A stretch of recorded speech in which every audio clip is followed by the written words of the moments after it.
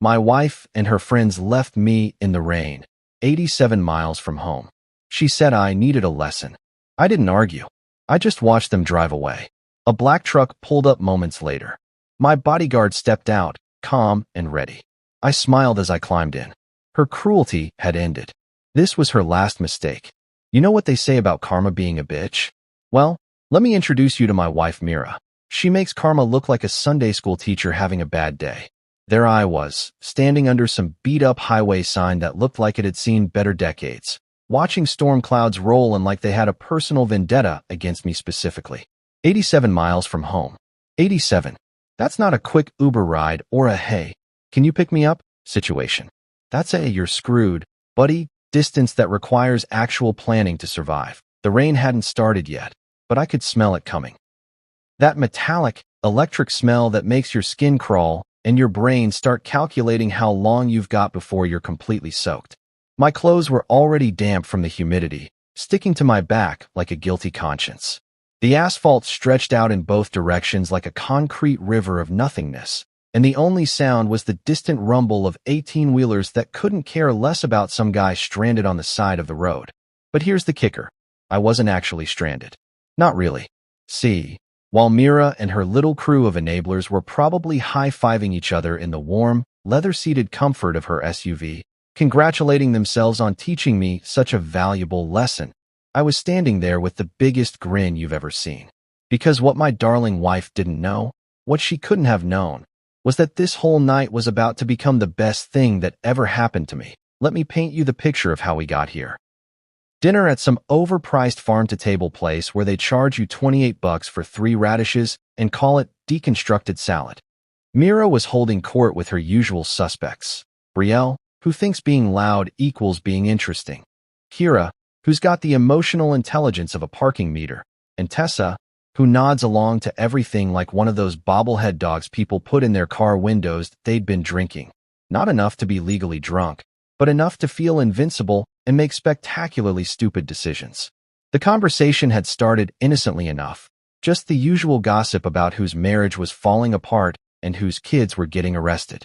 But then it turned to me, like it always does when Myra's had a few glasses of wine and needs to remind everyone who's really in charge. Adrian just doesn't get it sometimes, she'd said, twirling her fork around some microscopic portion of pasta that cost more than most people's car payments. He needs to learn that actions have consequences. The other 3 had giggled like middle schoolers who just heard someone say a bad word. Because nothing's funnier than a grown woman talking about her husband like he's a misbehaving golden retriever who peed on the carpet. What did he do this time? Brielle had asked, leaning forward with that hungry look she gets when she smells drama. These women collect other people's misery like some folks collect stamps. Oh, you know, Mira had waved her hand dismissively. Questioning my decisions, asking too many questions about money. The usual controlling behavior. Controlling behavior. That's rich coming from someone who once made me return a coffee mug because she didn't approve of the font. But I'd sat there, smiling and nodding, playing the part of the dutiful husband who just doesn't quite measure up to his brilliant wife's expectations. I'd gotten really good at that performance over the past 8 months. Maybe he needs a reality check, Kira had suggested, and I could practically see the wheels turning in Myra's head. Nothing gets her more excited than an opportunity to prove a point, especially when that point involves making someone else miserable. By the time we'd left the restaurant, the plan was set.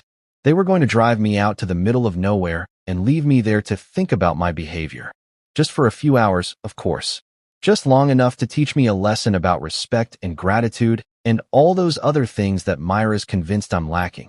The ride had been exactly what you'd expect. 45 minutes of them laughing and congratulating themselves on their cleverness while I sat in the back like luggage, watching the miles tick by on the GPS. They'd picked this spot specifically because it was far enough from civilization to be inconvenient, but not so far that I'd actually die of exposure. How thoughtful. You need a lesson, Adrian, Mira had said when she finally stopped the car, her fingers gripping the steering wheel like she was trying to strangle it. Walk it off. And here's the beautiful part. I didn't argue, didn't beg, didn't even look particularly upset. I just got out of the car, closed the door with a polite little click, and stood there watching them drive away. Mira was probably expecting tears, maybe some angry phone calls, definitely some groveling when I finally made it home. Instead, she got me standing under that highway sign, grinning like an idiot as their taillights disappeared into the distance. Because what Mira and her merry band of accomplices didn't know was that I'd been expecting this. Planning for it, actually. For months, I'd been documenting every cruel comment, every casual threat, every little joke about putting me in my place. And tonight, they'd finally given me exactly what I needed. The sound of an engine made me turn around, and there it was. A black truck rolling out from behind the abandoned way station like something out of a movie. No dramatic music, no slow-motion heroics, just a simple pickup truck with Georgia plates and a driver who knew exactly what he was doing. Rook stepped out of the truck like he'd been waiting there all night, which, knowing Rook, he probably had been. The man's got the patience of a saint and the planning skills of a military strategist, which makes sense considering that's exactly what he used to be before I hired him for what Mira thought was just a home security upgrade. "Evening, Mr. Castellanos," he said in that calm, professional voice that never changes whether he's discussing weather patterns or coordinating extraction protocols. "Right on schedule." "Hey, Rook," I said, and I couldn't keep the satisfaction out of my voice. Perfect timing, as usual. He handed me a dry jacket, because of course he'd thought to bring one, and a thermos that probably contained the best coffee I'd tasted all week. "The man thinks of everything." "You sure about this?" he asked, which was his way of giving me one last chance to back out, to play the victim instead of the chess master. But I'd been sure about this for months. "Oh, I'm sure," I said, climbing into the passenger seat and feeling the warmth wash over me. Her cruelty ends tonight. As we drove away from that highway sign, I pulled out my phone and checked the recording app. Crystal clear audio of the entire evening, from dinner conversation to roadside abandonment. Every word, every laugh, every casual cruelty documented and timestamped. Mira thought she was teaching me a lesson about knowing my place. What she'd actually done was hand me the final piece of evidence I needed to show the world exactly who she really was. And tomorrow, when the lawyers got involved and the real consequences started rolling in, she was going to learn that some lessons cut both ways. The storm finally broke as we hit the interstate, rain hammering against the windshield like applause. I leaned back in my seat, sipped Rook's excellent coffee, and smiled. Because after 8 months of playing the long game, tonight was the night everything changed. Sometimes the best revenge isn't getting mad, it's getting even. Let me tell you something about discovering your wife is a lying, cheating, financial predator. It's not like the movies where you dramatically confront them and storm out in a blaze of righteous fury. Real life is messier, quieter, and requires a hell of a lot more patience than Hollywood would have you believe. My awakening didn't come with a soundtrack or slow-motion revelation shots. It came on a Tuesday morning while I was trying to help Mira with what she claimed was a computer glitch. Picture this. I'm sitting at her laptop, probably looking like the helpful husband of the year, trying to figure out why her spreadsheet keeps crashing. Myra's in the shower, singing some pop song off-key like she always does when she thinks she's conquered the world. I'm clicking through files, being the good little tech support guy, when I stumble across something that makes my blood turn to ice water. 2 ledgers. Same charity gala, same dates, completely different numbers. The first one, the one she'd shown me when I'd asked about the unusually large administrative costs, had everything looking neat and tidy. Reasonable expenses, appropriate allocations, the kind of financial responsibility that would make a CPA weep with joy. The second one, buried 3 folders deep in a directory labeled Backup, Old, told a very different story. Numbers that didn't add up, receipts that didn't exist, and enough red flags to outfit a communist parade that I sat there staring at the screen, listening to Myra's off-key warbling about being stronger than yesterday. And something clicked in my brain. Not anger. That would come later. Not even surprise, really. Just this cold, crystalline clarity that whispered, well, what do we have here? See, I'd been noticing things for months. Little inconsistencies that individually meant nothing, but together painted a picture I'd been too trusting, or too stupid, to see. The sudden consulting fees that appeared on our joint account statements. Business trips that seemed to involve a lot more resort time than actual business. Myra's new habit of taking phone calls in the garage or stepping outside whenever certain names came up in conversation. But like a good little husband, I'd made excuses. She works hard. She deserves some luxury. Business networking requires relationship building. Everyone needs privacy sometimes. I'd been so busy being understanding that I'd completely missed the fact that my wife was running a con game with our money as the stakes.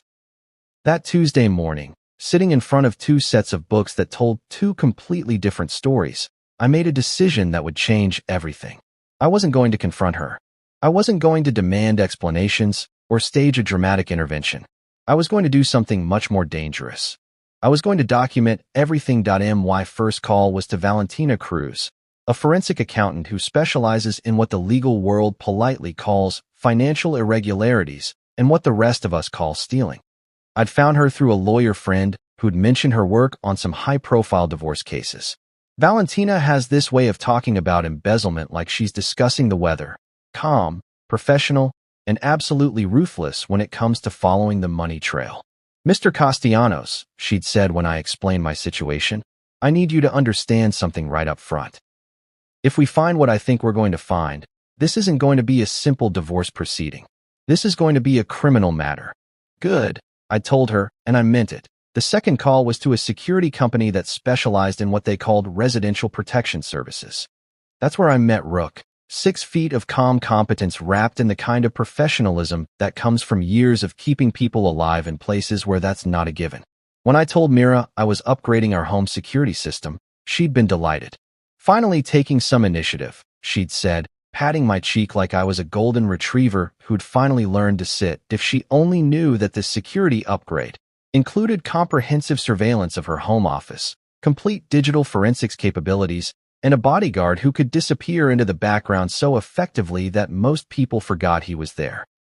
Rook had installed cameras so small and sophisticated that they looked like decorative elements, microphones that could pick up conversations 3 rooms away, and monitoring software that could track every keystroke on every device in the house. The third call was to Rhea Park, a divorce attorney who'd earned her reputation by being exactly as ruthless as her clients needed her to be.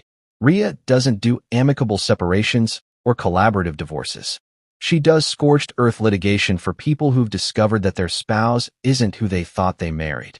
"Don't confront," she told me during our first meeting. "Don't accuse. Don't change your behavior patterns. Just document everything and let me know when you've got enough evidence to bury her." And so began the most exhausting 8 months of my life. Not physically exhausting, emotionally exhausting. Do you know how hard it is to smile and nod when your wife brags to her friends about how she's training you to be more compliant? To sit through dinner parties where she casually mentions how she's teaching you respect, while her friends giggle like it's the funniest thing they've ever heard. I learned to be an actor in my own life. When Mira would make one of her cutting comments about my contribution to the household, I'd smile and change the subject instead of defending myself. When she'd talk about her latest business opportunity that required a significant cash investment, I'd ask interested questions while mentally noting every detail for Valentina's files. When she'd come home from her mentoring sessions, with Trent Lawson smelling like expensive cologne that definitely wasn't mine, I'd kiss her cheek and ask how her meeting went. The hardest part wasn't the emotional abuse. I'd gotten used to that years ago. The hardest part was watching the numbers. Valentina had taught me to recognize the patterns, and once you know what to look for, financial fraud is as obvious as a neon sign in the dark. $5,000 here for a consulting fee that never produced any deliverables. $10,000 there for a business retreat that looked suspiciously like a romantic getaway. $15,000 for equipment purchases that somehow never materialized in our home or office. But the real breakthrough came when Mira started getting sloppy. Success had made her confident, and confidence had made her careless. She stopped bothering to hide her phone calls with Trent. She stopped coming up with creative explanations for her overnight trips. She started talking about me like I wasn't even in the room, discussing my behavioral issues with her friends like I was some kind of project she was working on. That's when I started recording the conversations. Not just the financial discussions, everything. Every casual cruelty, every dismissive comment, every moment when she revealed exactly what she thought of me and our marriage. The audio files piled up like evidence in a criminal case, which, as it turned out, was exactly what they were going to become. The final piece fell into place when Valentina traced that $15,000 business retreat to a luxury beach resort where Mira and Trent had checked in under his corporate account. Same dates, same room, registered as Mr. and Mrs. Lawson. Even the room service charges painted a picture of romantic dinners and champagne breakfasts that definitely weren't about business development. That I didn't rage when Valentina showed me the hotel records. I didn't punch walls or throw things or do any of the dramatic stuff that men in movies do when they discover their wives are cheating. I just added the paperwork to the file, thanked Valentina for her thorough work, and went home to smile and nod through another dinner conversation about Myra's mentoring relationship with Trent, because by then, I wasn't Adrian the victim anymore. I was Adrian the prosecutor, building a case that would stand up in court and destroy the carefully constructed lies that had become my life. And every day that Mira thought she was getting away with it, every casual cruelty and confident theft, was just more evidence for the pile. Patience, it turns out, really is a virtue. So there I was, sitting in Rook's truck like some kind of refugee from my own marriage, watching the windshield wipers fight a losing battle against the storm that was turning the highway into a river. You'd think after being abandoned by your wife and her merry band of sociopaths, the logical move would be to go home, maybe call a lawyer, definitely start planning your revenge. But here's the thing about revenge. If you're going to do it right, you need to think 3 moves ahead, like chess, but with higher stakes and more potential for public humiliation. Where to, boss? Rook asked, and I could hear the subtle question underneath. He knew the plan as well as I did, but he was giving me one last chance to take the easy road, to go home and pretend this was just another one of Myra's teaching moments that we'd laugh about someday. Except we both knew there wouldn't be any laughing, and there definitely wouldn't be a someday. Riverton Hotel, I said, pulling out a credit card that Mira didn't know existed. Time to disappear for a while. The Riverton isn't exactly the Ritz, but it's clean, it's got decent security cameras, and most importantly, it's the kind of place where the night clerk actually pays attention to details. Like when a guy shows up at 11:30 on a Tuesday night, soaked to the bone and looking like he's been through hell. The kind of details that make for excellent witness testimony when you need to establish a timeline. Rook dropped me off at the front entrance, and I made sure to walk slowly past every camera between the parking lot and the front desk. Not because I was trying to be dramatic. Okay, maybe a little bit because I was trying to be dramatic, but because I needed this whole night documented from every possible angle. When you're building a case that's going to destroy someone's life, you don't leave anything to chance. The night clerk was this kid who couldn't have been more than 22, all earnest concern and customer service training. He took one look at my soggy clothes and immediately went into crisis management mode. Sir, are you all right? Do you need medical attention? Should we call someone? Just a room, I told him, sliding my emergency credit card across the marble counter. And maybe a towel if you've got one handy. His name tag said Marcus, and Marcus was the kind of employee who takes his job seriously. He didn't just check me in, he documented everything. The time, my condition, my polite refusal of medical assistance. He even noted in the system that I'd arrived via taxi when I casually mentioned it, which wasn't technically true, but wasn't technically false either. Rook's truck could be a taxi if you squinted hard enough and had a flexible relationship with the truth. The room was standard business hotel fare, beige carpet, generic art, and a bed that had seen better decades. But it had something more valuable than luxury amenities. It had a timestamp on everything. Key card access, in-room phone system, even the pay-per-view menu that I definitely wasn't going to use, but that would show I was here and not somewhere else planning elaborate revenge schemes. I ordered room service, just soup and coffee, nothing fancy, and made sure to have a nice long conversation with the delivery guy about the weather and how terrible it was to be caught out in a storm like this. Poor guy probably thought I was just making small talk, but every word was going into his memory bank for later recall. People remember conversations, especially when they involve someone who looks like they've been through the ringer. That's when my phone started ringing. The first call came at 12:17 a.m., and the caller ID made me smile. Mira, home. Because of course she'd saved herself in my phone as home, instead of just using her name. Everything with Mira had to be a statement about ownership and control that I let it ring. Then I let the next 3 calls ring too. The voicemail started around 12:45, and they were exactly what I'd expected. First came amusement. Adrian, don't be such a drama queen. Call me back when you're done pouting. Classic Mira. Turn your victim's reasonable response to abuse into evidence of their emotional instability. Then came annoyance. This is ridiculous. You're acting like a child. I'm not playing this game with you. Notice how it was never her fault, never her problem. I was the one being unreasonable for not appreciating her creative approach to marriage counseling. By 1:30 a.m., she'd moved on to actual anger. You're embarrassing yourself, Adrian. And you're embarrassing me. Whatever point you think you're making, you've made it. Now come home, and we'll talk about this like adults. Like adults. That was rich coming from someone who'd literally abandoned her husband on the side of the highway like a broken-down car.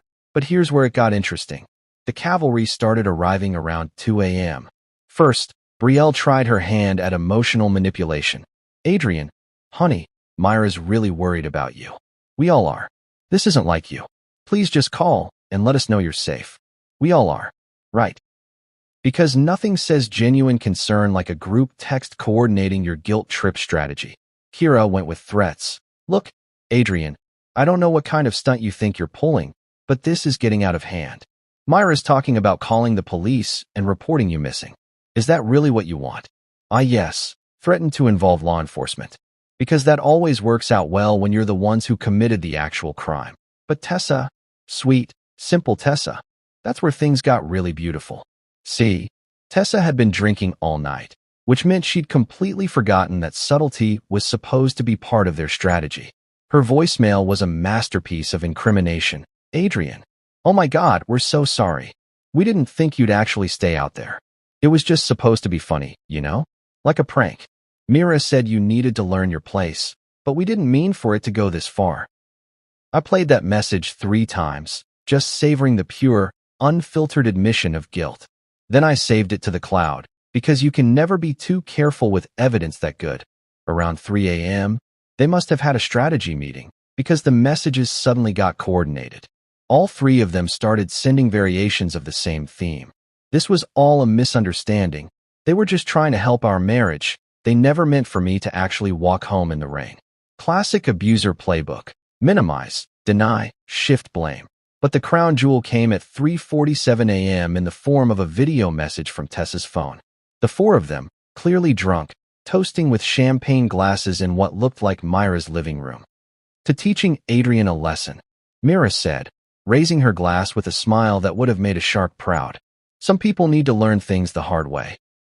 I watched that video 5 times, taking careful notes of the timestamp, the location, the participants, and the exact wording of their little celebration.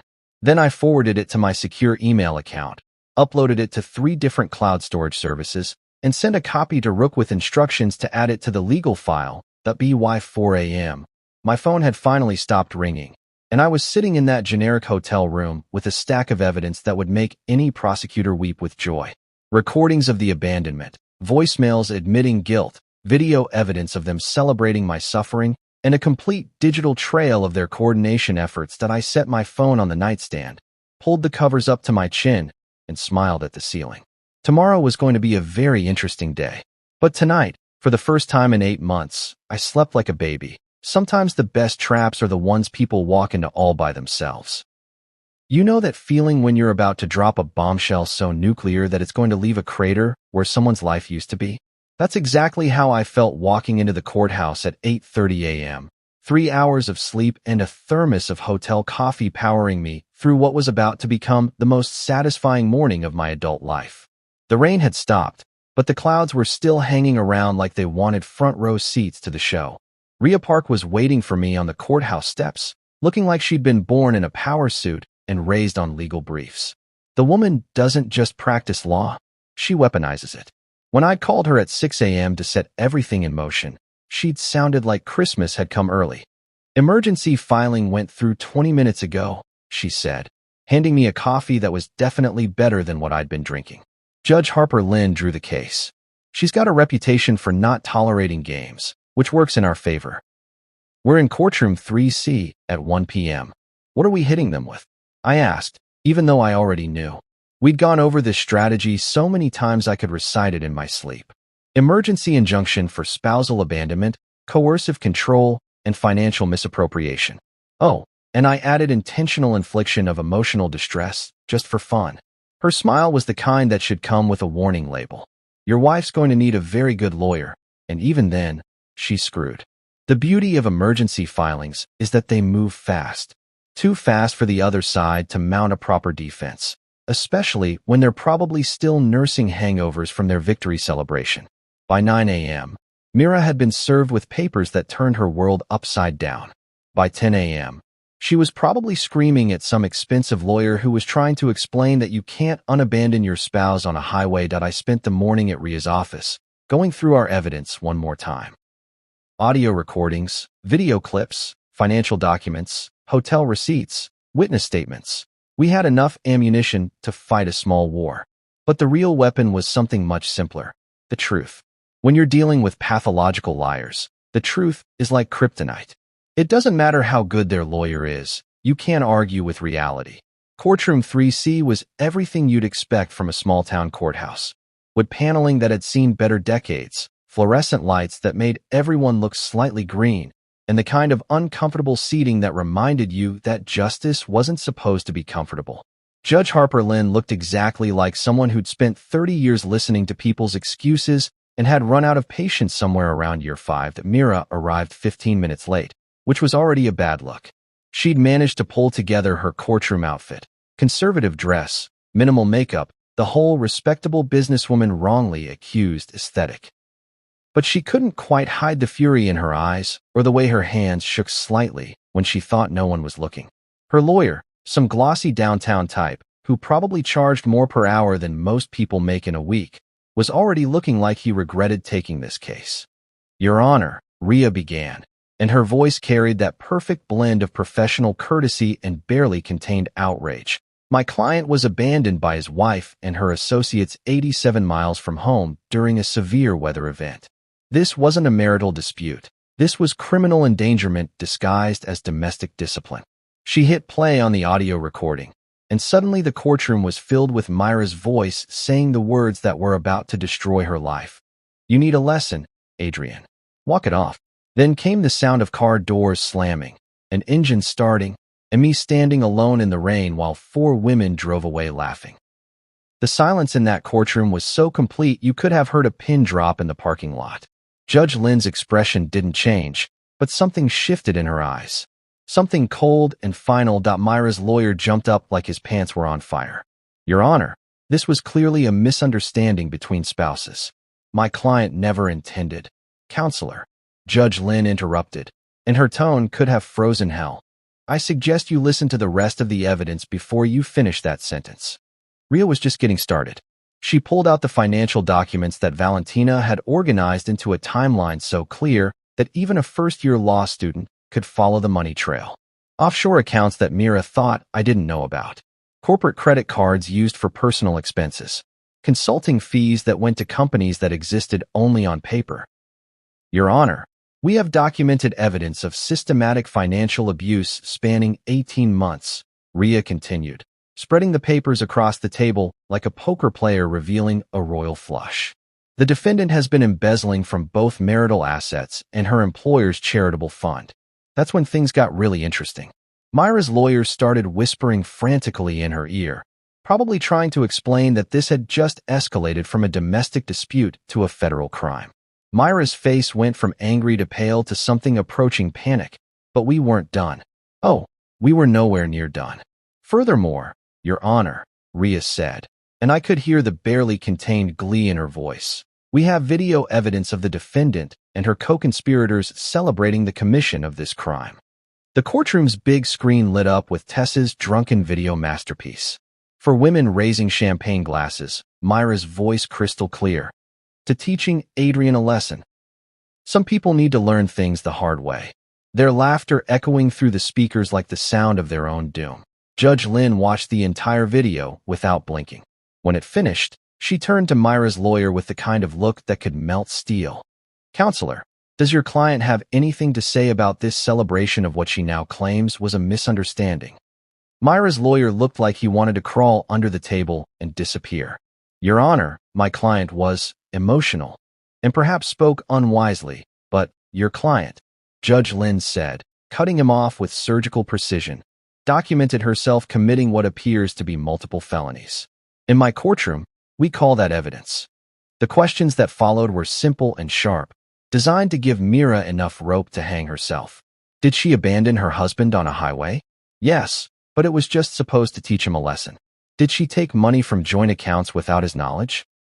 Yes, but she had every right to manage their finances.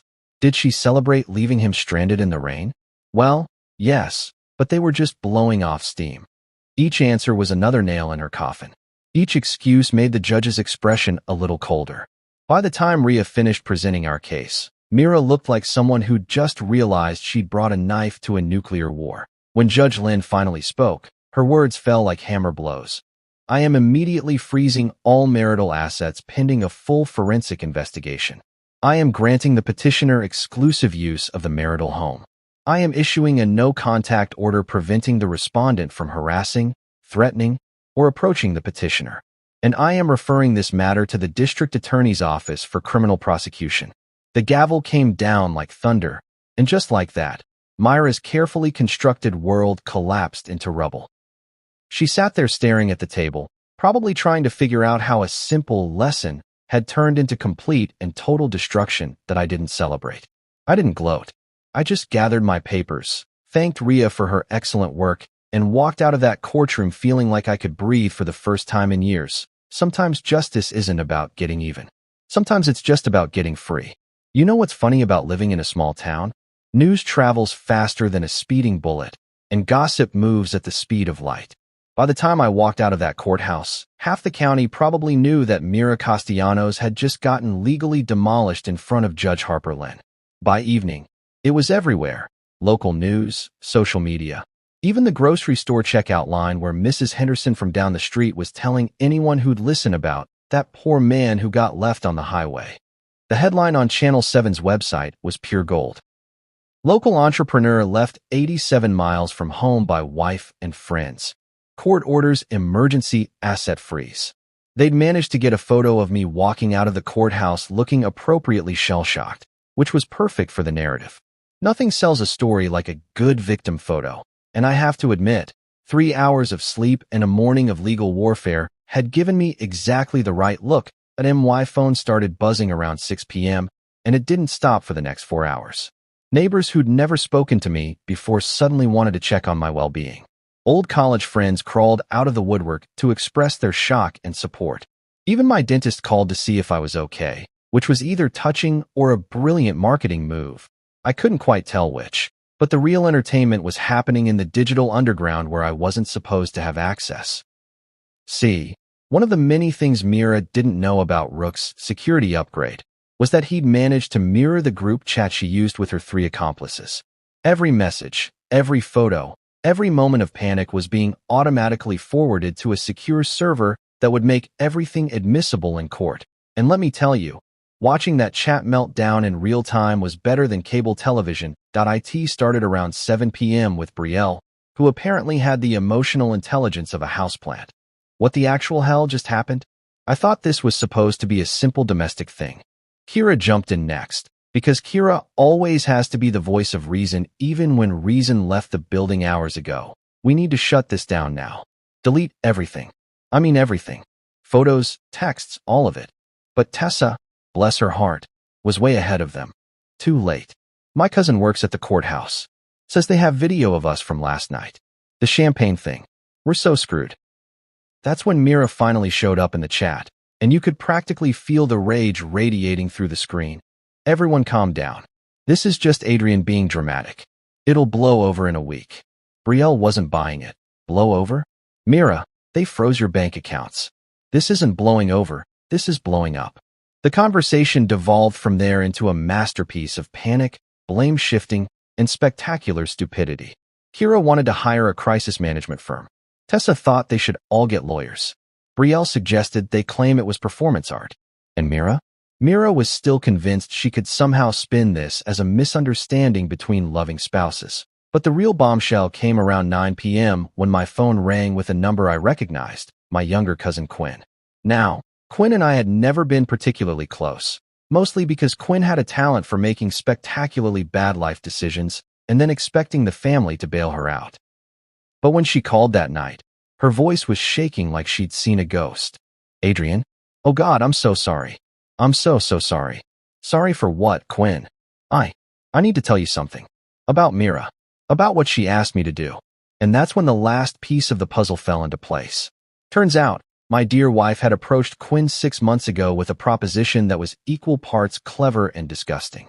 Quinn had racked up about 12 grand in credit card debt, online shopping, expensive dinners, the usual millennial financial disaster story. Mira offered to make it all disappear in exchange for one simple favor: keep tabs on me.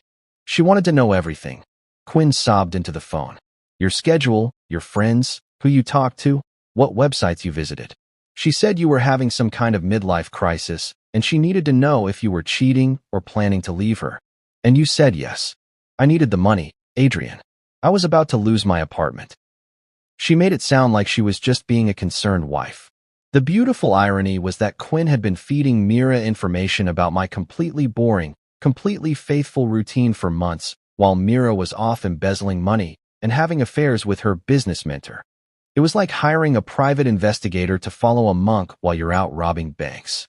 "Quinn," I said, and I could hear her holding her breath. "I need you to write down everything. Every conversation, every payment, every instruction she gave you. Can you do that? You're not going to press charges against me, are you? That depends on how helpful you are over the next few days." While I was dealing with family betrayal, Valentina was busy following the money trail that just kept getting deeper and more twisted. She called around 10 p.m. with an update that made my head spin. "Adrian, you need to sit down for this one. I found the Cayman Islands account." "The what now?" "Karen, Ltd. Registered in the Cayman Islands 18 months ago. Primary beneficiary, Mira Castellanos. Secondary beneficiary, Trent Lawson. They've been moving money through this shell company for over a year." The numbers were staggering. What I'd thought was maybe 50 or 60,000 in missing funds turned out to be closer to 300,000. Money from Myra's Women in Tech Empowerment Fund had been flowing directly into Trent's cryptocurrency wallet. Corporate retreat expenses that were actually luxury vacations. Equipment purchases that existed only on paper.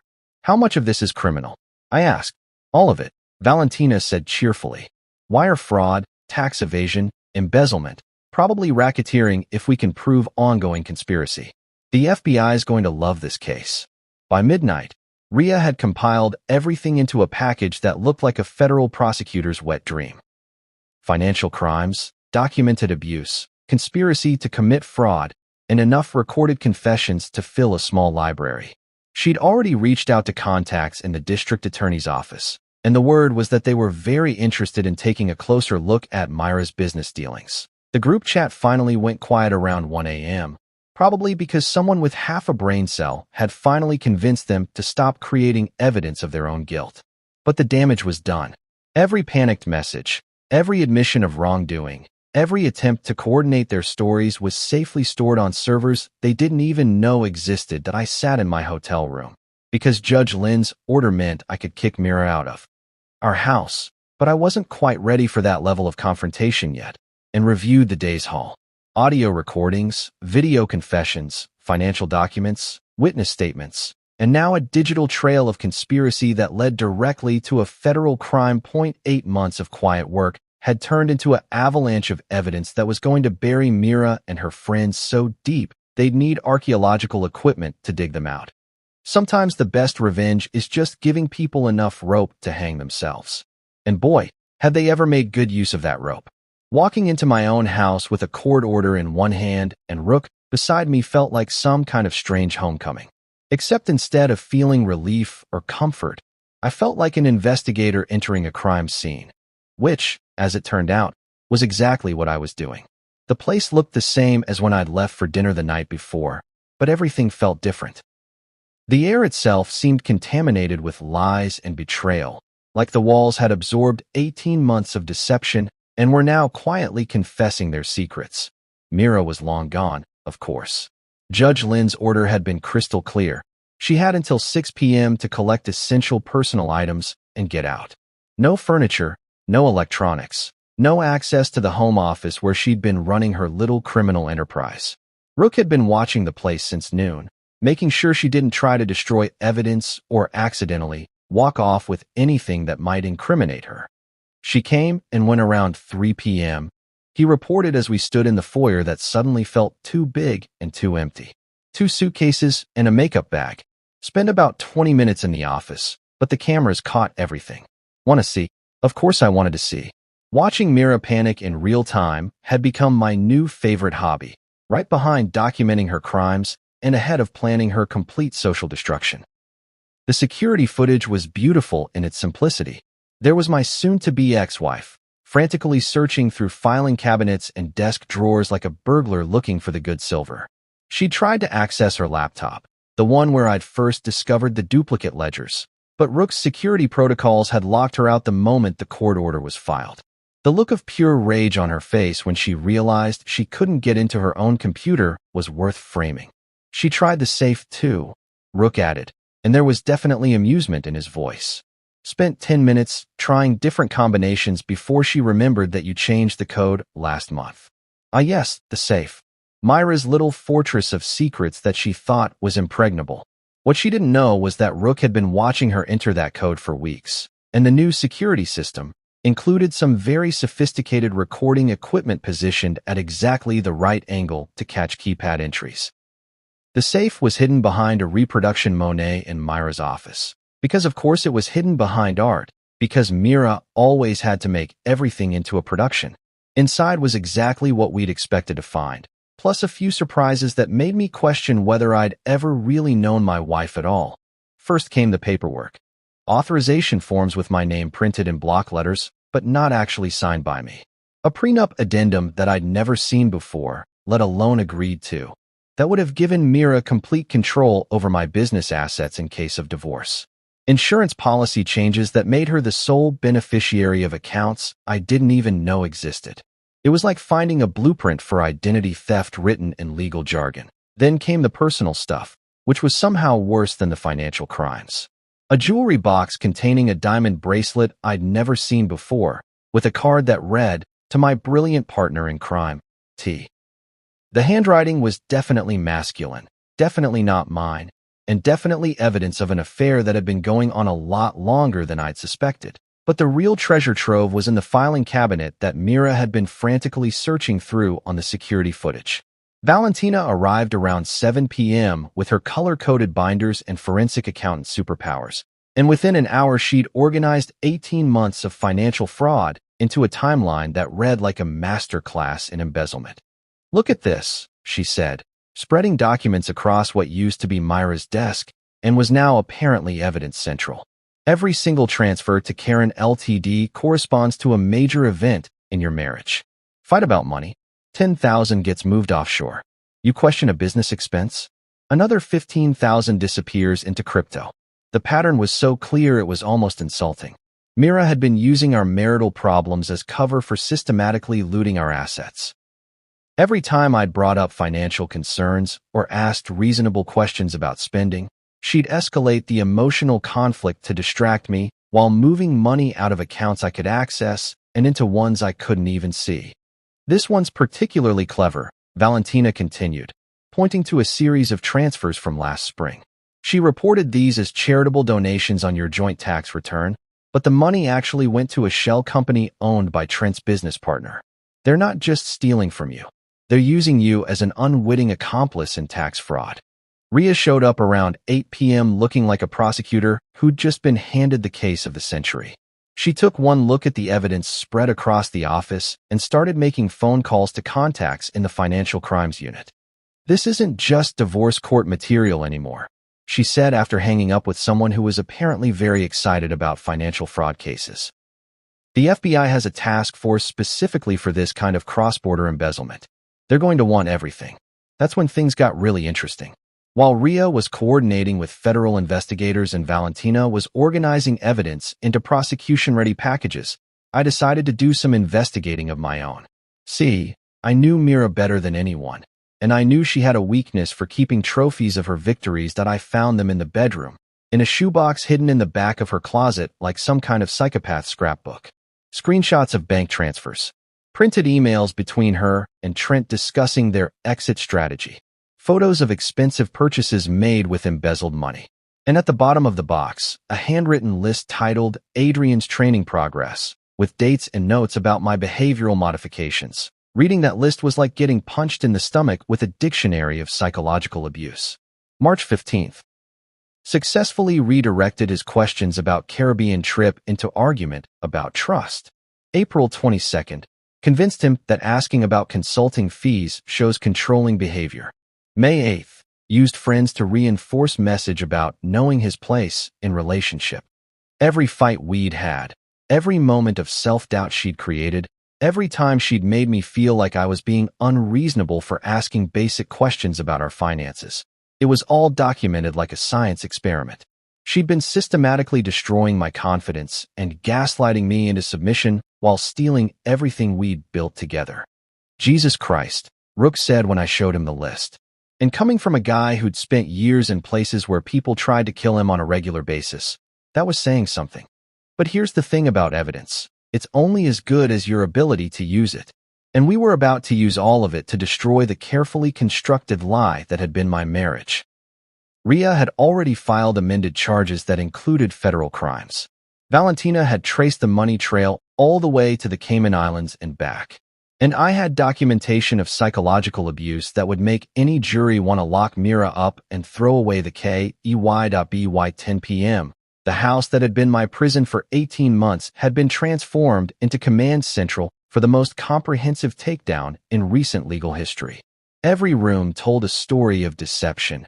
Every document revealed another layer of fraud, and every piece of evidence pointed toward the same conclusion. Mira had never loved me, never respected me, never seen me as anything more than a convenient mark in an elaborate con game. But you know what? For the first time in years, I felt like I was exactly where I belonged. Not because the house was mine again, though that was nice, but because I was finally telling the truth instead of living someone else's lies. And tomorrow, the whole world was going to know exactly who Mira Castellanos really was.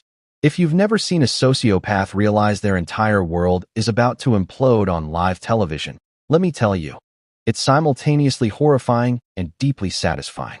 The hearing for temporary support and control of our business assets was supposed to be a routine legal proceeding, the kind of dry administrative stuff that makes court reporters fall asleep at their keyboards. Instead, it turned into the legal equivalent of a public execution, broadcast on local access TV because Judge Lynn believed in transparency for high-profile cases. Mira showed up 45 minutes late, which was either a power play or evidence that she'd spent the morning throwing up from stress. Probably both. She'd assembled what looked like half the legal talent in the state. 3 lawyers in suits that cost more than most people's cars, all of them looking like they'd rather be literally anywhere else on earth.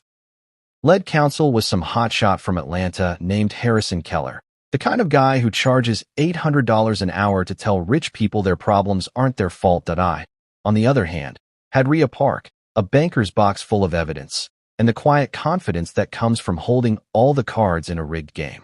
We'd spent the morning organizing our presentation like a murder trial, complete with visual aids and a timeline that even a drunk jury could follow.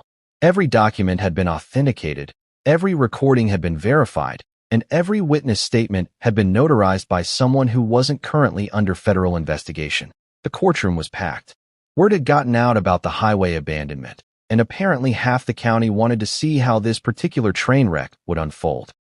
I spotted at least 3 people with notepads who were definitely reporters, plus a sketch artist who kept looking between me and Mira like she was trying to capture the exact moment when someone's life falls apart. Judge Lynn opened the proceedings with the kind of calm professionalism that made it clear she'd already read every document in our filing and was not impressed with what she'd found. We're here to determine temporary asset allocation and business control pending the resolution of both civil and criminal proceedings. Mr. Keller, your client has some significant explaining to do. Keller tried to go on the offensive right out of the gate, painting me as an unstable husband who was weaponizing the legal system to punish his wife for what amounted to a marital spat. Your Honor, my client made an error in judgment during an emotional moment. Leaving Mr.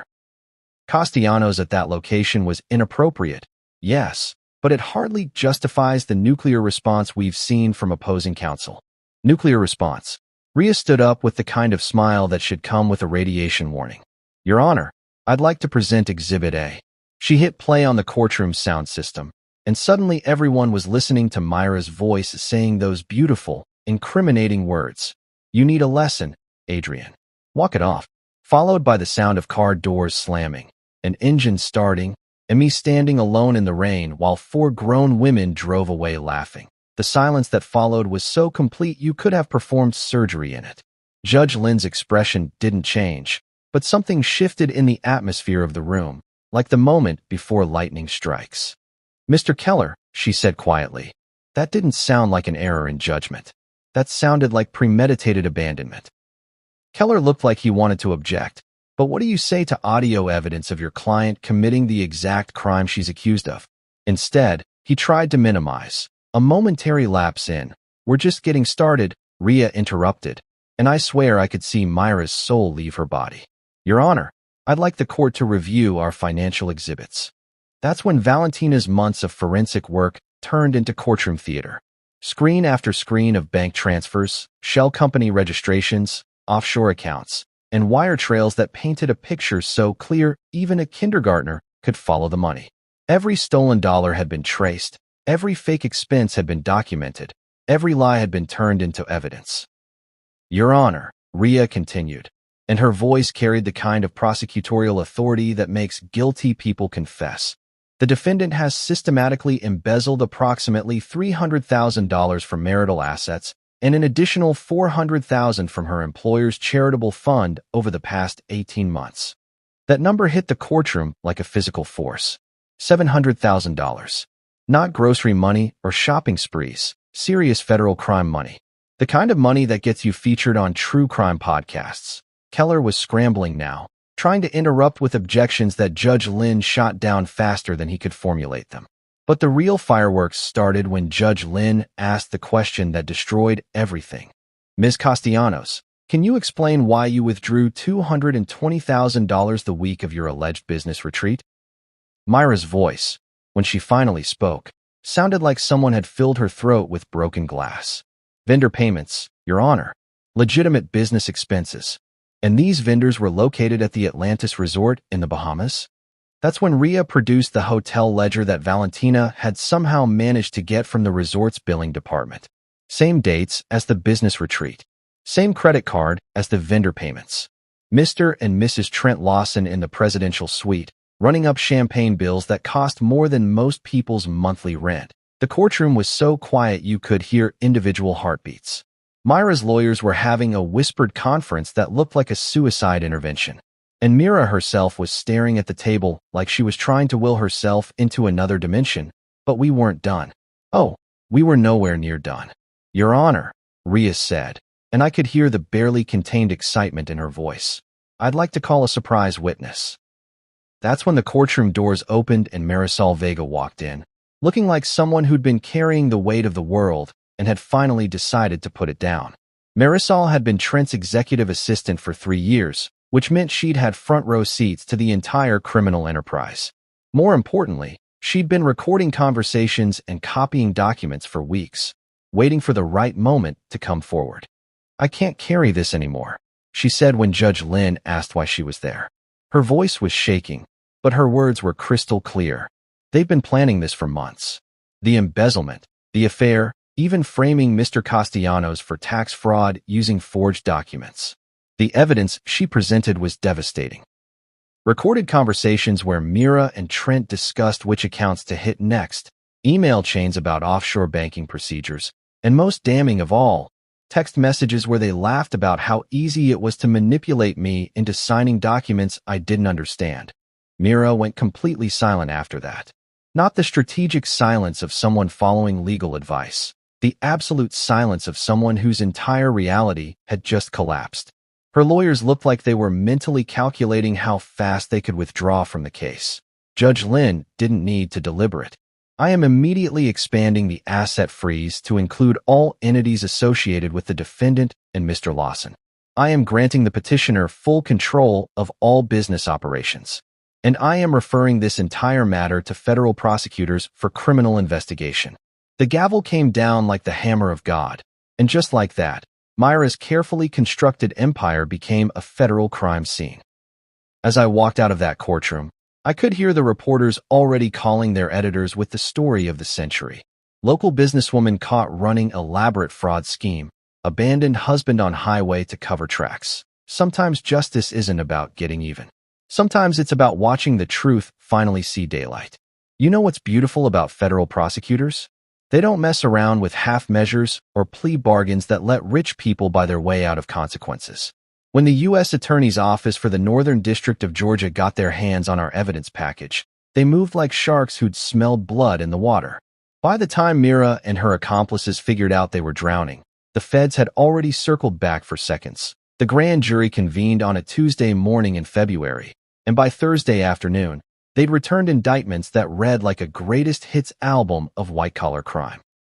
Wire fraud, conspiracy to commit fraud, money laundering, tax evasion, and, my personal favorite, using electronic communications to facilitate the commission of felonies.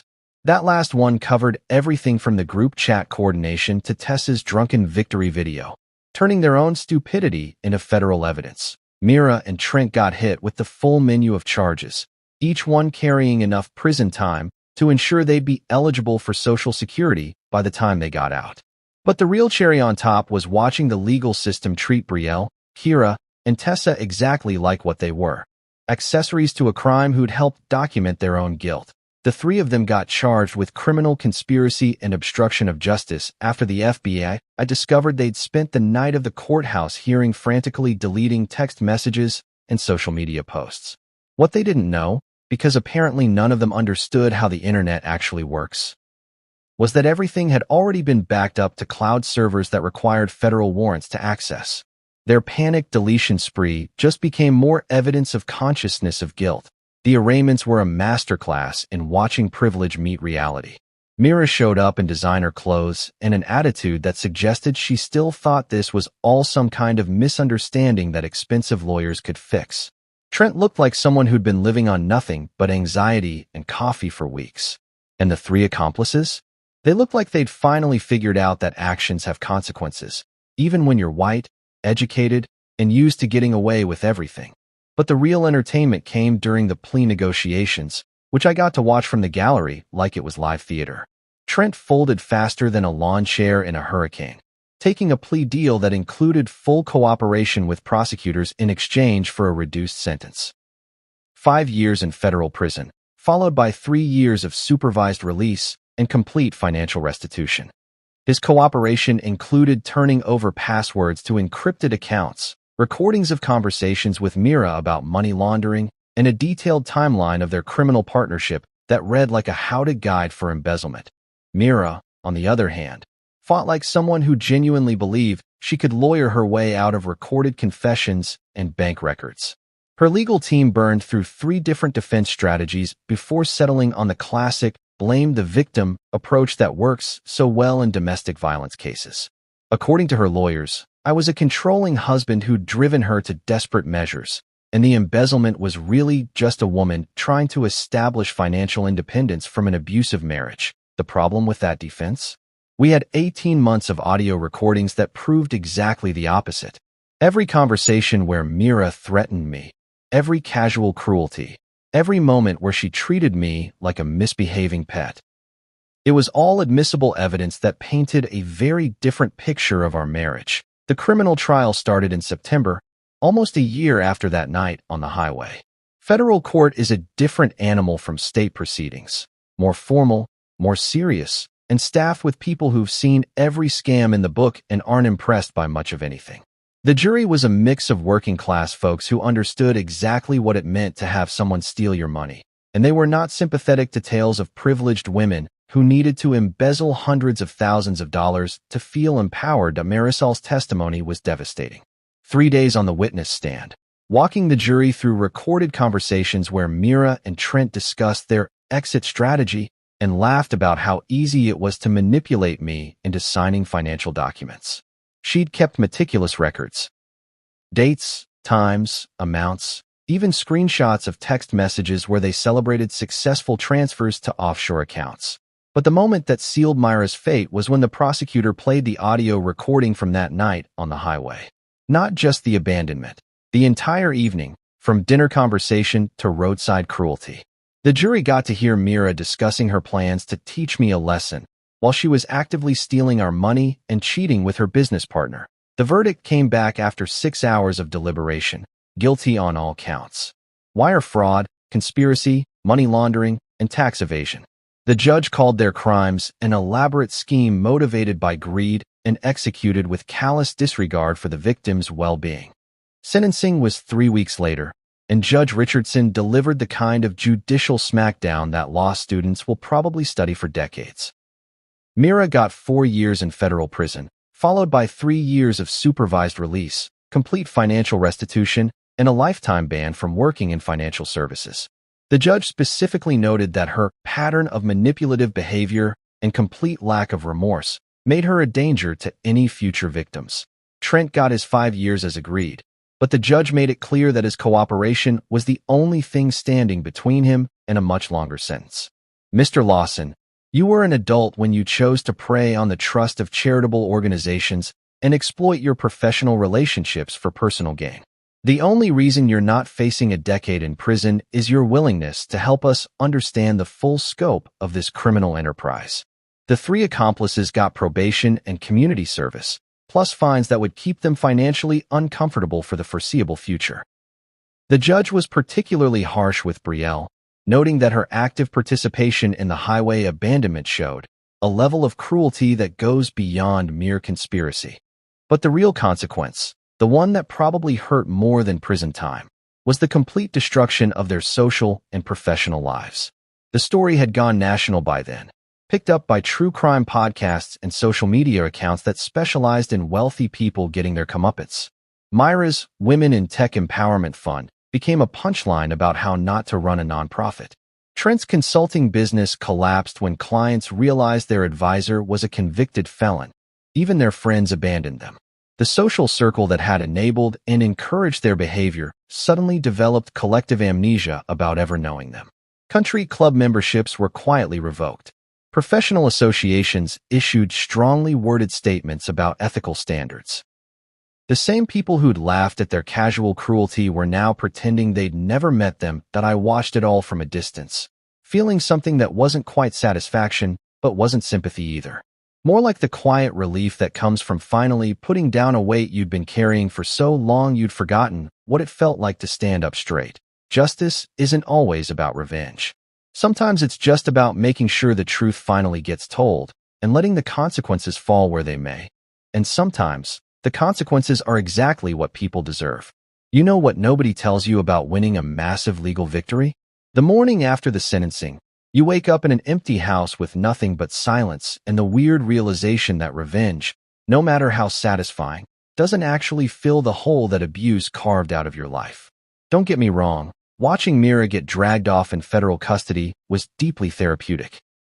But when the courtroom drama ended and the reporters went home, I was left with something I hadn't had in years: complete freedom to decide who I wanted to be. The first thing I did was sleep for about 16 hours straight. Not because I was tired, though God knows I was, but because for the first time in years, I could sleep without wondering what fresh hell would be waiting for me when I woke up. No more monitoring bank accounts for mysterious transfers. No more recording conversations to protect myself. No more walking on eggshells in my own house. Just blessed, boring, ordinary sleep in a bed that finally felt like mine. The second thing I did was call Quinn. My cousin had been a wreck since testifying against Myra, convinced that the family would ostracize her for her part in the surveillance scheme. What she didn't understand was that her willingness to come forward, to admit her mistakes and help expose the truth, had actually saved her from serious criminal charges.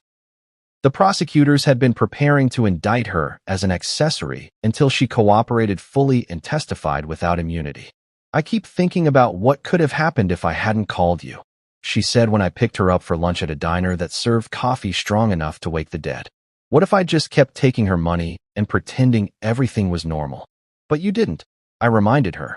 When it mattered, you did the right thing. That counts for something. She'd been sober for 6 months by then, working a program and attending meetings that had taught her the difference between guilt and shame. Guilt was useful. It motivated people to make amends. Shame was just self-destructive noise that kept you stuck in the same patterns. Quinn was learning to work with guilt and ignore shame, which made her the perfect person for what I had in mind. The idea had been percolating since the trial ended. Sitting in that courtroom, listening to testimony about financial abuse and psychological manipulation, I'd realized something that should have been obvious. I wasn't the only person who'd been through this kind of hell. The tactics Mira had used, the gaslighting, the financial control, the systematic destruction of self-confidence, weren't unique to our marriage. They were standard operating procedure for abusers who preferred psychological warfare to physical violence. That's how the Northline Initiative was born, named after the highway where I'd been abandoned, because sometimes the worst moments in your life become the foundation for the best things you'll ever build. Ria helped me navigate the nonprofit incorporation process, which turned out to be almost as complicated as a federal fraud case, but significantly less likely to result in prison time. The mission statement took weeks to perfect. To provide practical support, legal guidance, and emotional validation for individuals escaping financial coercion, psychological abuse, and social humiliation in intimate relationships. Valentina was the first person I called about volunteering. "You want me to do what?" she asked when I explained the concept.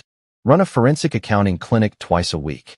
Teach people how to recognize financial abuse, document it properly, and protect themselves legally. Think of it as pro bono work with the potential to prevent federal crimes." She agreed immediately, which didn't surprise me. Valentina had spent her career following money trails that led to destroyed lives, and the chance to intervene before the destruction was complete appeal to her sense of justice. Rook took some convincing, mainly because he wasn't sure his skill set translated to nonprofit work. "I'm good at keeping people alive in combat zones," he said. "I'm not sure that helps with domestic situations." "Are you kidding?" I laughed. "You taught me how to document evidence, maintain operational security, and execute a long-term strategic plan while living with someone who wanted to destroy me. That's exactly what our clients need to learn." The training program he developed was brilliant in its simplicity. Personal safety protocols that didn't require military training. Paper trail management that any adult could learn. De-escalation techniques that worked in suburban kitchens as well as war zones. Most importantly, he taught people how to recognize when a situation was escalating beyond their ability to handle safely, and how to get help before it became a law enforcement matter. We rented an old brick building downtown that had good security, plenty of natural light, and enough space for private counseling sessions. The decor was deliberately unintimidating. Comfortable furniture, warm colors, and absolutely no motivational posters about strength or courage. People in crisis don't need platitudes. They need practical help and genuine validation. Quinn became our best hotline volunteer, which made perfect sense once you thought about it. She understood manipulation from both sides, as someone who'd been manipulated by addiction and as someone who'd participated in manipulating others.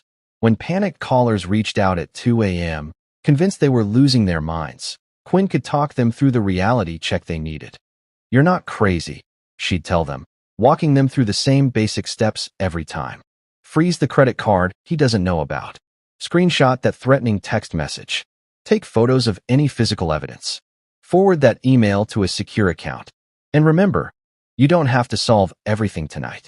You just have to document what's happening and keep yourself safe until tomorrow. The calls started slowly, maybe 3 or 4 a week, but word spread through social media and support groups faster than we'd expected.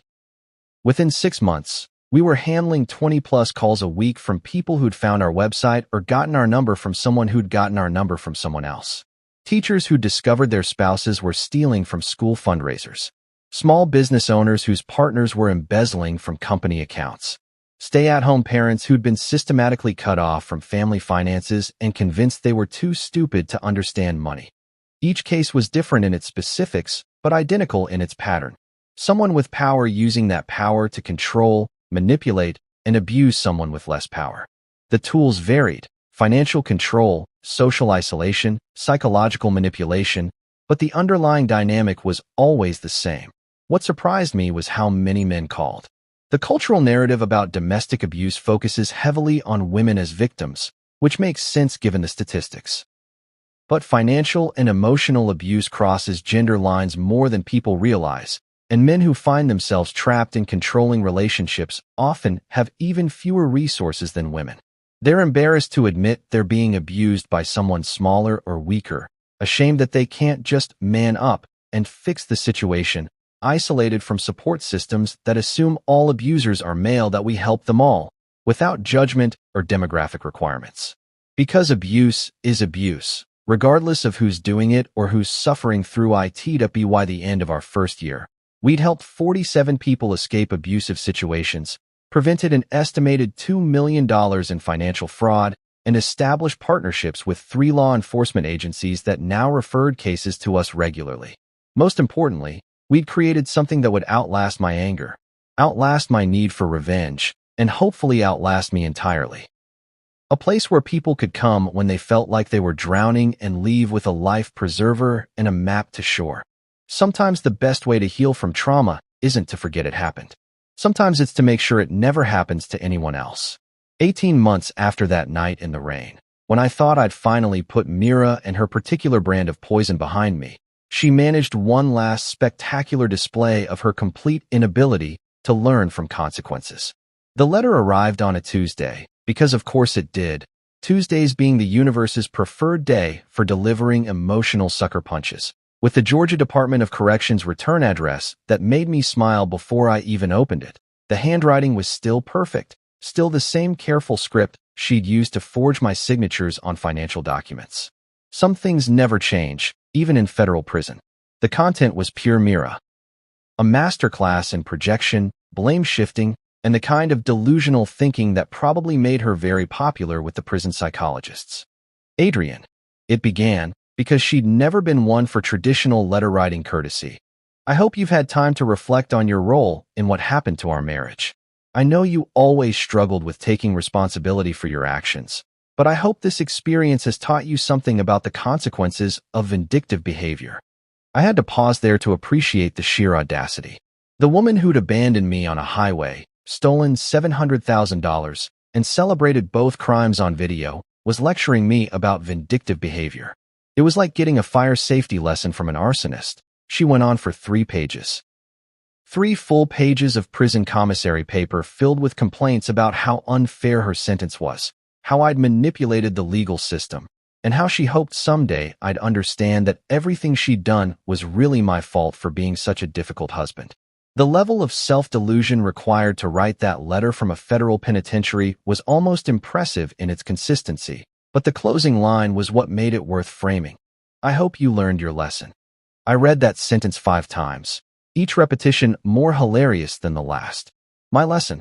As if the moral of this story was that I should have been more grateful for the privilege of being psychologically tortured and financially abused by someone who thought cruelty was a teaching tool, that I walked into the Northline Initiative office the next morning with the letter in my hand, in a frame I'd picked up at the dollar store, right there on the wall next to our mission statement. To provide practical support, legal guidance, and emotional validation for individuals escaping financial coercion, psychological abuse, and social humiliation, I hung Myra's final masterpiece of narcissistic delusion. New office art? Quinn asked, reading over my shoulder. Educational material? I corrected. A reminder of what we're fighting against. The lesson Mira thought she was teaching had nothing to do with the lesson I actually learned. She thought leaving me 87 miles from home would break me down, make me more compliant, prove that she held all the power in our relationship. What she actually taught me was that cruelty, when documented properly, becomes evidence. That abusers always overplay their hand eventually. That having a plan and the patience to execute it beats having temporary power and the arrogance to abuse it. My real lesson wasn't obedience. It was clarity. For years, I'd made excuses for her behavior, convinced myself that her cruelty came from stress or insecurity or some fundamental flaw in my character that justified her treatment. That night on the highway, standing in the rain while she drove away laughing, I finally understood that some people are just broken in ways that can't be fixed, forgiven, or explained away. The afternoon was clear and warm when I decided to take a drive past that old mile marker where everything had changed. The roadside grass had grown back, covering the spot where I'd stood with my phone recording the sound of my marriage ending. The abandoned way station looked smaller than I remembered, less ominous now that it was just an empty building instead of a symbol of my powerlessness that I pulled over and got out, standing in almost the exact spot where Rook had found me that night. No storm this time, no drama, just quiet afternoon sunlight and the distant sound of traffic that had somewhere important to be. I thought about the man who'd stood here 18 months ago, confused, hurt, still believing that love meant accepting whatever treatment someone decided you deserved. That man was gone, replaced by someone who understood that love without respect is just elaborate abuse, that kindness without boundaries is just enabling, and that sometimes the most loving thing you can do is refuse to participate in someone else's dysfunction. That I felt nothing standing there. No anger, no sadness, no lingering resentment. Just the kind of peace that comes from finally understanding that some chapters of your life end not with resolution, but with acceptance. Mira thought leaving me in this spot would teach me my place in the world. Instead, it taught me that I didn't have to have a place in her world at all. The drive back to town was quiet and easy, past familiar landmarks that felt like home again instead of crime scenes. The Northline Initiative was hosting a support group that evening. 8 people who'd found the courage to document their abuse and the strength to escape it. Each of them had their own version of a highway moment, their own realization that they deserved better than the treatment they'd been accepting. Mira had been wrong about almost everything, but she'd gotten one thing right. I had learned my lesson. Just not the one she thought she was teaching. My lesson was simple. The man she tried to drown in that storm had learned to be the shelter, and that, it turned out, was the only lesson that mattered.